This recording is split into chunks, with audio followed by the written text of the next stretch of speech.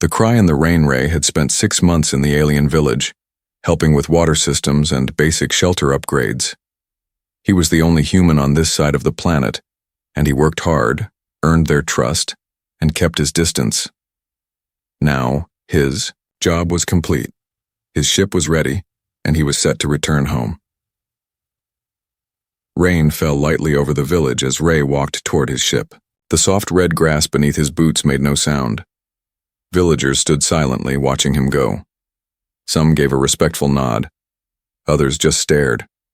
Ray felt no hate, only quiet farewell. But just as he reached the edge of the village, a cry echoed behind him. It was not a scream of pain. It was a voice full of desperation and fear. He turned. Standing at the center of the road was a young alien woman. She held a baby in her arms covered in a worn cloth. Her voice shook, but she spoke clearly in her native tongue. Ray didn't understand her words until one of the elders translated, slowly and firmly. She says, "You can't leave. That baby is yours, human." Ray blinked, his heart racing. He laughed nervously at first, thinking it was some kind of mistake, but no one else was laughing. The villagers looked at him with wide eyes, some with confusion, others with anger. The elder stepped forward and repeated the words again. "She says the child was made the night you saved her life during the storm. She says you held her when she was cold. She says your warmth saved her. And now, this." Ray remembered the storm. It was 3 months ago. The freezing rain had flooded part of the village. He had found the young woman, Lyra, nearly unconscious, outside. He had pulled her into shelter, wrapped her in blankets, and stayed with her through the night to make sure she survived. That was it. Or so he thought. He stared at the baby, small, quiet, wrapped tightly. Then the cloth moved, and he saw the baby's face, brown eyes, slightly larger than a human baby's, a small nose, soft blue skin, but the eyes, those eyes looked just like his. Ray shook his head. "No, that's not possible. I didn't, he said, his voice low and dry. Lyra stepped forward, her arms shaking. She said something else, and again the elder translated. "She says your species does not understand how her kind bonds. Her people do not need the same physical things to create life. It happens when two hearts meet in survival, her people's way, her people's law." Ray's hands trembled. "This is madness," he whispered. "She's mistaken." But then the baby reached out, toward him. The little hand stretched, fingers curling as if they knew him. The villagers gasped. One woman dropped to her knees and began to chant. The elder nodded slowly. "She says the child carries the spirit of both worlds. A gift, a bridge, a hope." Ray stepped back. "I'm not staying," he said quickly. "I helped. I did what I came to do. I'm not a father. I never agreed to this." The elder frowned. "Maybe you did not speak the words, but your actions made a promise, and promises are sacred here." Lyra began to cry, holding the baby close. Her voice cracked, but she still looked at Ray with pleading eyes. The baby whimpered softly in her arms. Ray felt heat rise in his chest. Guilt? Confusion? Maybe something else. He looked at the villagers, waiting, watching, judging. He looked at the baby again. Something in that little face pulled at his thoughts. Something familiar. Something real. Still he turned. He walked away. Every step was heavier than the last. The ship was only a few meters away. Just a few more steps, and he'd be gone. Then the baby cried. It wasn't just a normal cry. It was sharp, strange, a sound unlike any he'd ever heard before, like a mix between human pain and alien song. The sound cut through him. He stopped. His hand touched the edge of the ship. He didn't open the door. He just stood there, eyes closed, muscles tight. He couldn't move forward, but he didn't go back either. Behind him, the crying stopped. Silence. He turned his head slightly. The villagers were still there. Lyra was kneeling now, holding the baby to her chest. The elder looked at him one last time and said only one word. Decide. And Ray knew. Nothing would ever be simple again. The eyes that shouldn't exist, Ray couldn't sleep. All night, the sound of the baby's cry echoed in his mind. It wasn't just a noise, it had awakened something inside him. A strange connection he didn't want to accept. Still, he lay in his ship, door closed, trying to convince himself he was leaving, trying to believe that none of this was real. But he couldn't stop thinking about the baby's eyes. Those human-like eyes. Brown, like his own. They didn't match the village's deep purple or yellow-eyed people. No other child in the village looked even close to that. And that simple detail haunted him. The next morning, Ray didn't power up his ship. Instead, he walked back toward the village, silently. He had no plan. Just questions. As he entered, the villagers moved aside. No one spoke. Lyra stood outside the healer's hut, the baby in her arms. She looked tired, her eyes full of hope and fear. "I'm not here to stay," Ray said, his voice flat. "I just want answers." The elder came forward. He nodded once and led Ray into the sacred tent. A glowing blue orb floated in the center. "This," the elder said, "will tell the truth." Ray hesitated, then nodded. The orb pulsed and a soft beam of light scanned the baby, then turned to him. The orb hummed for a few seconds, then changed color. Bright green. The elder's voice was calm but heavy. "Your DNA matches. This child is part of you." Ray's knees weakened. He sat down without meaning to. "How? We didn't." "I never." Lyra entered. She held the baby out gently. Her words came in soft tones, but the elder translated again. "She says your kindness during the storm bonded your energy with hers. In her species, such acts can begin new life. The soul forms first. The body follows. Your warmth gave it strength. Your presence gave it form." Ray stared at the baby. It didn't cry this time. It just blinked and stared at him, like it recognized him. Ray felt anger rise in him. "Why didn't anyone tell me? I didn't agree to this." Lyra looked down, her arms trembling. She whispered, and the elder sighed before speaking. "She says she was afraid. Afraid you'd leave. Afraid no one would believe. She hoped the day baby's birth would be enough for you to see." Ray stood. "This isn't fair. I came here to help, not to become part of a legend." The elder's voice grew firmer. "And yet here you are, part of something far greater than you understand." Suddenly, a loud crash shook the ground. A warning horn blew from the edge of the village. Ray rushed outside. Smoke, noise, panic. From the sky, small black ships landed beyond the hill. The raiders, hostile alien scavengers known for stealing resources, and sometimes children. The villagers began to run, grabbing weapons. Lyra held the baby tightly, fear flooding her face. Ray looked at her and felt something shift inside him again. The child wasn't just a story now, it was real. His blood, his consequence, maybe, even his responsibility. Ray turned to the elder. "What do they want?" The elder looked at the ships. "They come for destruction. And anything rare? A child of two worlds would be priceless to them." Ray's fists clenched. His mind was racing. His mission had ended. But something deeper had just begun. "I'll help protect them," he said finally. "But after this, I leave." The elder looked at him without emotion. "Protect first. Decide later." Ray didn't notice, but Lyra's eyes were wet with tears and relief. The baby reached out again, one hand waving toward him, as if it knew what he had just agreed to. But war was coming. And the child's life, his life, was about to change. Forever. Blood doesn't lie. And neither do eyes. Ray stood at the edge of the village, watching the black raider ships hover like vultures over the hills. Villagers ran to hide, elders called out old defense chants, and mothers clutched their children. But Ray could only hear one thing. the baby's heartbeat. It echoed in his mind like a drum that refused to stop. He wasn't supposed to be part of this. He was just a helper, a technician, a visitor, not a soldier, not a father, not a symbol of hope. But then, the truth had been lit like a fire inside him.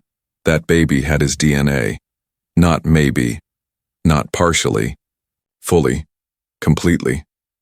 Confirmed. And those brown eyes weren't imagination. They were proof. Blood didn't lie, and neither did eyes. Back in the sacred tent, the DNA orb still glowed green. The elder had said the child was a soul born of survival, of kindness, of warmth, a bond without words but one more powerful than any agreement. Ray thought it was impossible, but now he was standing between a helpless child and an alien invasion. The raiders landed. They came fast, armored in sharp silver and red, speaking in a language of snarls. The leader pointed directly at the healer's hut, where Lyra and the baby were hidden. Somehow they knew. The child wasn't just unique, it was wanted. Ray ran. He didn't wait for orders. His training kicked in. He grabbed a plasma cutter and sprinted toward the hut. His heart pounded like it was going to rip from his chest, but he didn't stop. Inside the hut, Lyra stood ready with a curved blade, but her hands trembled. She looked up in shock as Ray burst in. "We have to move," he said. "Now." She didn't argue. She handed the baby to him, trusting him without words. That moment felt heavier than any battle Ray had fought, not because of fear, but because of what it meant. She believed in him. He ran through narrow paths, carrying the baby tight against his chest. The child was quiet, too quiet, like it knew danger was near. Behind him, Lyra followed silently, watching his every step. Ray didn't know where to go. The ship was too far. The defense towers had been powered down. Then he remembered the old canyon caves, where signal was blocked, where even the strongest scanners failed. "We'll hide there," he said. "Trust me." Lyra nodded. Back in the village, chaos broke out. Explosions, screams. The raiders stormed huts, destroying anything in their path, but they hadn't found the child. Not yet. Inside the caves, Ray stopped to catch his breath. The baby stared at him with wide, calm eyes. And then, it smiled. That tiny smile destroyed whatever walls he had left inside. He felt something click in his chest. Something he didn't want to name but couldn't deny anymore. This child wasn't just his. It felt like his. He had risked everything without thinking. He had fought without being asked. And now he was hiding in a cave with a baby that had done nothing but be born. Lyra sat beside him, still silent. Ray finally spoke, his voice soft. "Why didn't you tell me earlier?" She looked at him and whispered something. He didn't understand the words, but the meaning was clear in her face. "I was afraid you'd run." Ray looked down at the child. "I almost did." He gently brushed a finger across the baby's small forehead. It responded with a quiet coo, half alien, half human. But right now, it was only one thing. His. He didn't know what would happen next. The raiders wouldn't stop. The village might not survive. And his life. It would never be normal again. But one thing was now certain. He couldn't leave. Not while this baby still needed him. Raiders hunt the hybrid. The wind howled through. The canyon like a ghost warning them to stay hidden. Ray sat in the dark with the baby resting in his arms. Lyra leaned against the cave wall, watching every movement outside. Her body was tense, but her eyes never left the child. She knew what the raiders wanted, and it wasn't just destruction. They wanted him, the child of two worlds. Ray now understood something terrible. This baby wasn't just rare, it was valuable. And in the wrong hands, that value meant danger. The baby sneezed softly, and Lyra leaned forward quickly, wrapping it tighter. But Ray saw it in her face. She wasn't just worried about cold or hunger. She feared that every sound might give away their hiding place. Outside, the ground shook. A deep, thunderous thud, then another. The raiders had sent out sniffers, machines that hunted by DNA. They were tracking him, or worse, the child. Ray stood whispering, "We can't stay here." Lyra's voice trembled. "Where?" Ray's mind raced. The old transmitter station on the cliffs. It was abandoned but still had signal blockers. If they reached it, no scanner could find them. But it was a hard climb. And with a baby? Still, there was no choice. He looked at Lyra. "Do you trust me?" She nodded. They moved fast through the tight canyon paths, ducking under stone arches, stepping over old bones of animals long gone. Ray held the baby close, its body warm against his chest. Each step felt like a countdown. Then came the growl. It wasn't an animal. It was the sniffers, tall, spider-like machines with bright red eyes. One appeared behind them, then another. Lyra gasped. Ray didn't think. He turned and threw a stun stick with perfect aim. It hit the first sniffer and exploded in sparks. "Run!" he shouted. They climbed the hill fast, slipping over wet rocks. The wind grew stronger the higher they went. Lyra stumbled once, almost, falling, but Ray grabbed her arm and pulled her up. At last, the transmitter tower stood before them. Cracked, broken, but still humming. Ray stepped inside and closed the heavy metal door. No signal could pass through these walls. They were safe. For now, he dropped to his knees, panting. The baby was still calm, still watching him with eyes too wise for a newborn. Lyra sat across from him, her face pale. "They won't stop," she whispered. Ray nodded. "I know." She looked at the child. "They want to sell him. Study him. Break him." Ray clenched, his jaw. The idea made his blood boil. "They'll have to kill me first." Lyra stared at him, surprised. "You said you were leaving, that you weren't his father." Ray looked down at the baby. "I was wrong." The baby reached out, tiny fingers brushing his shirt. Ray smiled faintly. "This kid is more than just a mix of two species. He's a beginning." Lyra's eyes filled with tears. "You mean you'll stay?" Ray sighed. "I don't know what staying means anymore. But I know one thing." He looked directly at her. "They won't take him, not while I'm alive." Outside, the machines growled again, louder this time. But inside the tower, a human and an alien sat shoulder to shoulder, protecting the child that might change the future. A warrior was born. That day, the sky cracked with thunder as the raiders launched their final attack. Flames rose in the distance, smoke covering the stars. But inside the broken transmitter tower, a new fire was already burning, inside Ray. He had always seen himself as a fixer, not a fighter. He repaired machines, not lives. He solved problems, not wars. But now, holding the child that carried his blood and an alien legacy, Ray felt something powerful awaken. He wasn't just defending a village, he was defending his son. Lyra handed him an old alien blade, one passed down through generations of warriors. It hummed faintly with ancient energy. Ray held it awkwardly at first, but then it felt right in his hand. Like it belonged. "They're coming," Lyra whispered. Ray nodded. "Let them." He set the baby gently in a hidden nook beneath the tower's floor, wrapped safely in soft moss and fabric. Lyra crouched beside the child, eyes wide with fear, but also trust. Ray stepped outside into the cold wind. Across the dark hilltop, glowing red eyes emerged from the fog. Dozens. The raiders weren't here to scare. They were here to take, and Ray was done running. He activated the blade. A soft hum filled the air. The first raider charged, long claws, ready. Ray ducked low and slashed upward, cutting through armor with a flash of blue light. The creature fell, sparking. The others hesitated. They hadn't expected resistance. Ray didn't wait. He moved like someone who had trained for this, his whole life. But he hadn't. He was just a man, driven by one thing: protect the child. His child. More raiders surrounded him. Ray fought with everything he had. Not with grace, but with raw strength. He used every tool from his belt: shock wires, flash bombs, even metal shards from the tower's wall. He was wounded.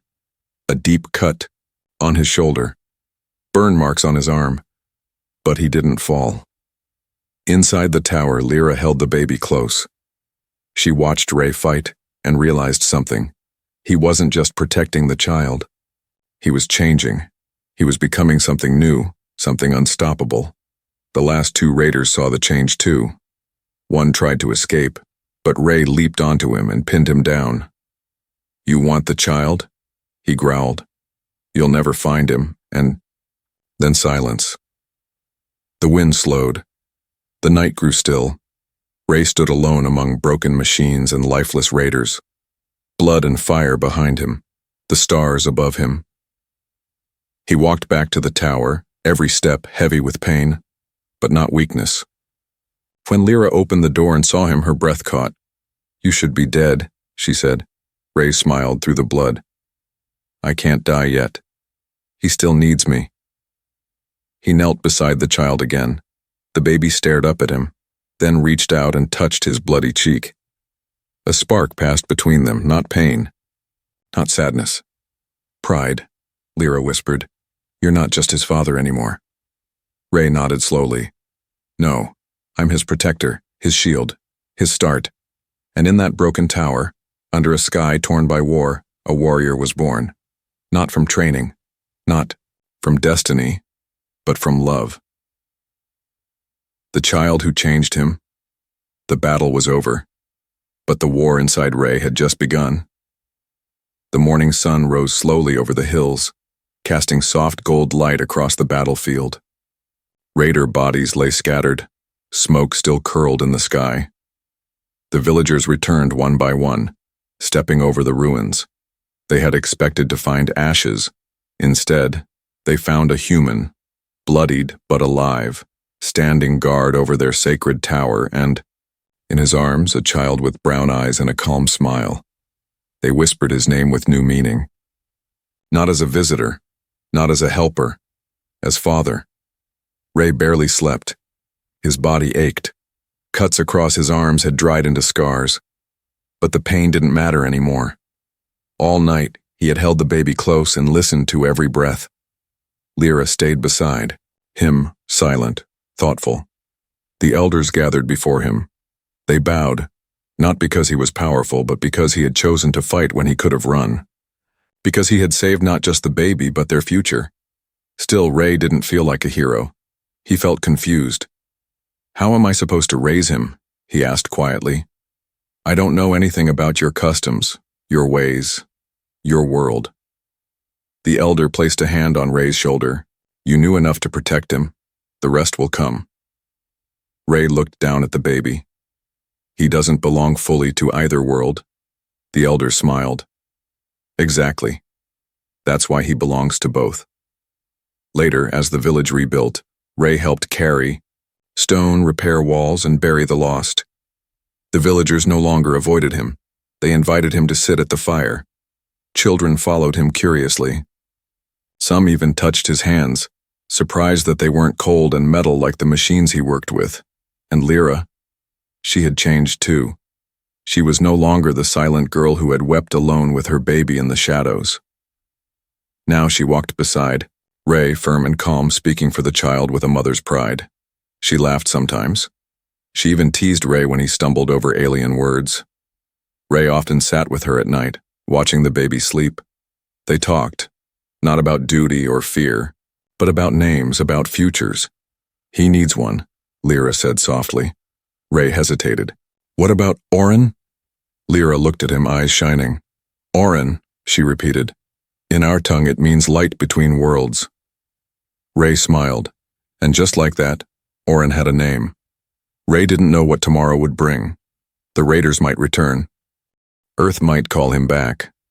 Or the child might one day ask who he truly was. But for now he had a reason to stay, a reason to fight, a reason to live. Because the child didn't just change his path. He changed him. He stayed, not because he had to, but because he wanted to. Weeks passed, The air turned warm, and the village slowly returned to life. The ruins were cleared, the wounded healed, and laughter returned to the fire pits. But what surprised everyone most wasn't the baby with two bloodlines. It was the human who never. Ray was offered a ride back to Earth twice. Supply ships came looking for him, surprised he hadn't signaled. Each time he said the same thing. Tell them I'm not done here. But the truth was deeper. He had fallen in love. Not with a woman, not even just with the child, but with something more powerful. Belonging. Ray had never belonged anywhere. On Earth he had no family, no roots, just jobs, missions, tasks. But here in a strange alien village on a forgotten planet, a baby had smiled at him and made him feel like home. Little Oren grew fast, stronger than normal babies, his skin shifting gently between blue and pale tan. He laughed like a song. He held Ray's finger with surprising strength, and every time he cried, it was Ray's voice that calmed him. The villagers watched closely. Some expected Ray to break under the weight. Others believed he would hand the child to Lyra and leave. But Ray didn't. He built a new home at the edge of the village with his own hands. Not a ship, not a shelter, a house, a place to stay. Lyra stood beside him more often now. They spoke openly, they argued, they laughed, they shared memories. She never asked for anything. But Ray gave slowly, piece by piece. One evening, as stars lit the sky, Ray held Oren close and looked out over the quiet village. Lyra came to his side. Still think you're going back? She asked softly. Ray didn't answer at first. He kissed Oren's forehead, then smiled. I came here as a stranger, he said. But this little guy, he gave me a reason to stay. Lyra's eyes softened. You're not just staying for him? Ray nodded. No, I'm staying for me. Oren reached up and tugged at Ray's shirt with a tiny laugh. Ray chuckled, and Lyra joined him. The baby had brought them together. Not by accident, not by mistake, but by something stronger, something they couldn't explain. Hope. And so the story that began with fear, confusion, and a desperate cry in the rain ended with laughter in the stars. Ray didn't stay because he had to. He stayed because he wanted to, and sometimes that's where real love begins.